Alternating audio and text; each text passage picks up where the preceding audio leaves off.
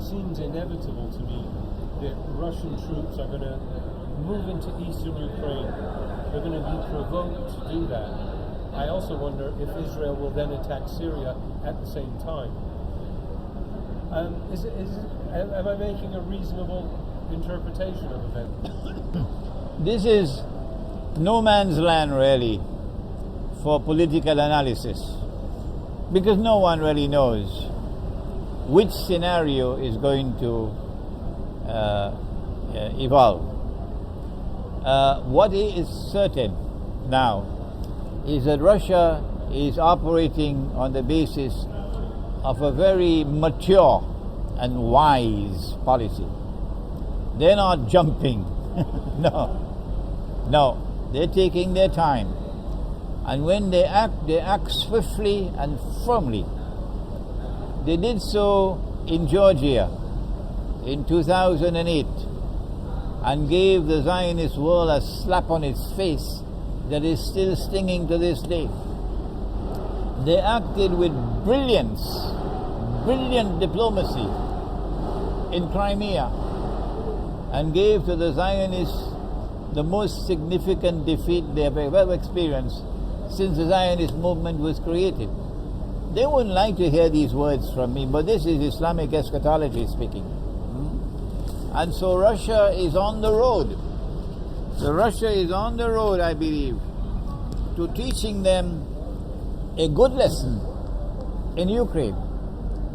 But I think Russia is biding its time for the government in Ukraine to kill more and kill more and kill more and kill more, using the armed forces against their own citizens. When they have done enough, and Russia has warned them sufficiently, and you now have before the very eyes of the world, you have justification, moral justification for responding with force. It is then I would believe that Russia will show them an iron fist, and Russia will respond with such power and force and ferocity, and Russia will have support from the heavens above.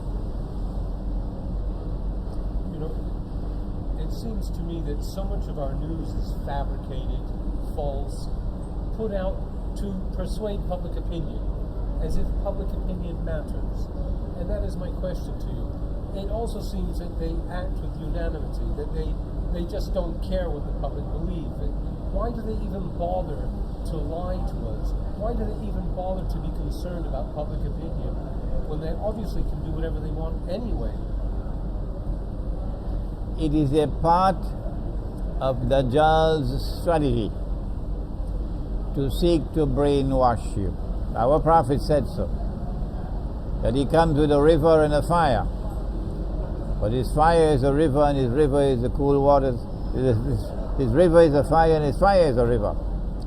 So he has a PhD in deception. He seeks to brainwash you, to corrupt your capacity for proper thinking, so that he can get you on board his trade, supporting him, which is what happened when the General Assembly had to vote on Crimea.